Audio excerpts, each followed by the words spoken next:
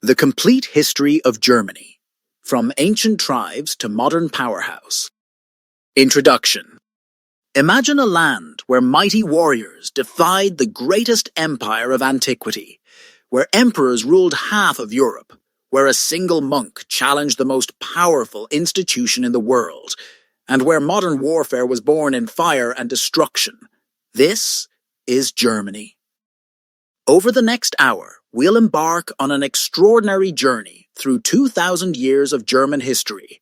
We'll witness the rise and fall of empires, the devastation of world wars, and the miraculous rebirth of a nation.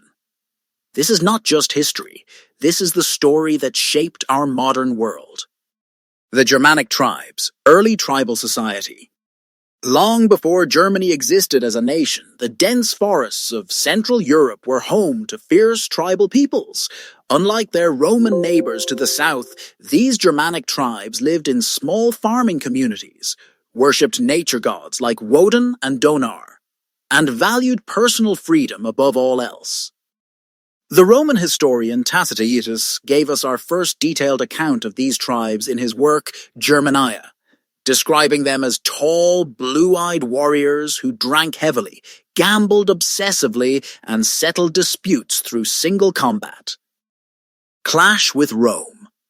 In 9 AD, deep in the Teutoburg forest, 3 elite Roman legions marched confidently under General Varus. They never came out. The Germanic chieftain, Arminius, had laid a perfect trap, using his knowledge of Roman tactics against them. For 3 days, the tribes slaughtered the Romans in what became known as the Barbarian disaster. This catastrophic defeat shocked Rome to its core. The Emperor Augustus reportedly wandered his palace crying, "Varus, give me back my legions!" Rome would never again attempt to conquer Germania beyond the Rhine. The Migration Period. As the Roman Empire weakened, Germanic tribes poured across its borders. The Visigoths sacked Rome itself in 410 AD. The Vandals gave their name to vandalism when they destroyed Carthage, and the Franks would eventually establish the most powerful kingdom in Western Europe. The Holy Roman Empire, Charlemagne's Empire. On Christmas Day, 800 AD, in St. Peter's Basilica, Pope Leo III placed a golden crown on the head of the Frankish King Charles, creating history's first Holy Roman Emperor. Charlemagne's empire stretched from modern France to Germany and Italy. This towering figure, standing an impressive 6 feet tall when most men were 5'5", revolutionized Europe. He standardized weights and measures, promoted education, and even had his own personal library despite being barely literate himself. The investiture controversy. For centuries, emperors and popes wrestled for supremacy. The most dramatic confrontation came in 1077 when Emperor Henry stood barefoot in the snow for 3 days outside Canossa Castle, begging Pope Gregory VII for forgiveness in the investiture controversy. This power struggle would define German politics for generations, weakening central authority and strengthening local princes. The Hanseatic League. While emperors fought with popes, German merchants were building Europe's first economic superpower, the Hanseatic League. A network of trading cities like Lübeck and Hamburg dominated Baltic commerce for 300 years, with outposts as far away as London and Novgorod. The Reformation. On October 31st, 1517, an obscure German monk named Martin Luther nailed 95 theses to a church door in Wittenberg, igniting the Protestant Reformation. His radical ideas would tear Christendom in two and plunge Germany into generations of religious war.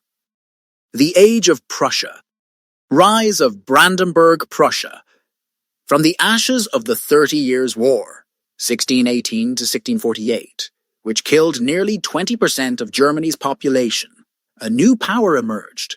The Hohenzollern rulers of Brandenburg transformed their poor, sandy territory into Europe's most disciplined state through military obsession and bureaucratic efficiency.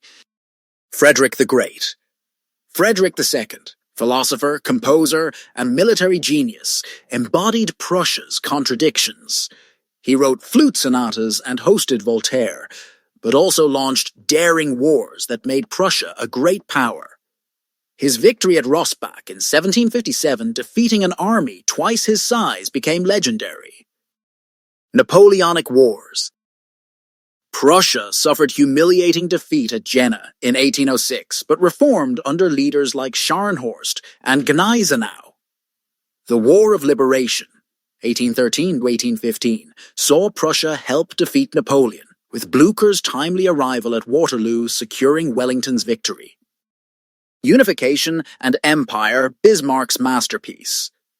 Otto von Bismarck, the Iron Chancellor, used wars with Denmark, 1864, Austria, 1866, and France, 1870–71, to forge a united Germany.